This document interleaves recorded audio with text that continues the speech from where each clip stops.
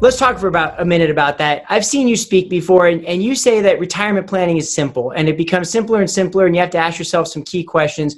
What is the math and science behind the retirement philosophy that you've developed, and what is the simple strategy that you've outlaid for people? Because I heard you say at a talk one time, you said, if I were to ask this room full of people, 500 different advisors, what's the best way to retire? You're going to get 500 different answers. Yeah. But there's supposed to be one best way to retire. Yeah.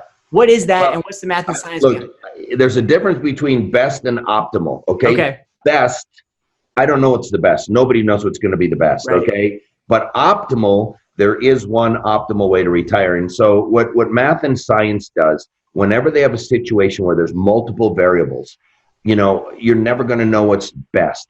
Optimal means this will be the best more often than anything else will be the best, and then it'll never be the worst. That's what optimal means. So I can never tell anybody what the best is because nobody knows, but I can show you the optimal, your best chance at getting the best. That's what I write about. And Paychecks and Playchecks was my first book. It was very simple, and it came down to 4 very simple concepts. Number 1, you need to cover your basic living expenses in retirement with guaranteed lifetime income. Number 2, you need to optimize the rest of your portfolio to protect yourself against inflation. Number 3, you need to have a plan for long-term care. And number 4, the most efficient way to pass wealth to children, grandchildren, and charities is with life insurance. So that was the 4 simple steps.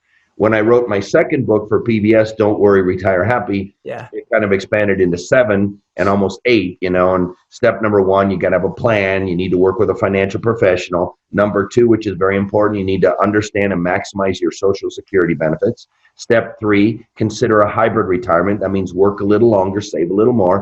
And then step number 4, you got to have a plan for inflation. Step number 5, you need to cover those basic living expenses with guaranteed income. Step number 6, you need to have a plan for long-term care. Step number 7, use your home equity wisely, because many people, their house is one of the largest assets they have. And then I wrap up with the most efficient way, again, to pass wealth to children, grandchildren, and charities is with life insurance. So similar themes. Paychecks and Playchecks goes deeper into life annuity and long-term care.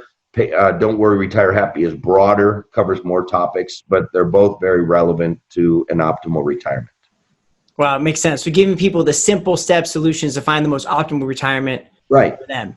So, when you talk about the math and science, and you've researched some of the PhDs and the white papers that most people never look at, most people just get their information from these 15-second sound bites. You should buy a term and invest the difference. These little things that we hear along the way. What are some of the resources you've peered through, Tom, that's proving that is optimal compared to just using assets and retiring with just withdrawals from those assets? Well, I mean, the white papers are clear, and I was just listening to Dr. Michael Finke, a PhD, just a few months ago. We were in Iowa together, and he said economists are unanimous. So there's no discussion about should you have an annuity or not. You have to, okay? That's what all the economists will tell you. The question is what type and when. Those are the questions, not whether you should have one. It's a simple exercise. I always tell people, if they don't believe it, it's very simple to prove me wrong. All you have to just build a portfolio that you think I cannot beat. Yeah, just put all the good stocks in there. You know what I'm going to do? I'm going to reach into that portfolio. I'm going to remove some of the bonds. I'm going to replace those bonds with guaranteed lifetime income from some form of annuity. Do you know what that will do to every single portfolio? It'll lower the risk and increase the returns. Now, that's a very simple challenge. If I'm wrong, somebody should be able to prove me wrong just like that. But here's why they can't. Inside of a portfolio, the way that lifetime income functions, it functions like a AAA rated bond with a CCC rated yield with 0 standard deviation. Wow. So go back to the challenge. Built a portfolio, and I simply took out his bonds and replaced them with a AAA rated bond with a CCC rated yield with 0 standard deviation. What would that do to every one of his portfolios? It would lower the risk and increase the returns. Again, this is math and science. I don't sell annuities. I don't care if anybody wants to buy one or not. The math and science says that you got to, okay? You've got to, because you got to take longevity risk off the table, and that's the number 1 risk in retirement. Stocks can't do it. Bonds can't do it. Real estate can't do it. Bitcoin can't do it. I mean, only an annuity can do it, and I'm not making it up. I mean, this is in all the white paper. So I just take this information and try to share it with people.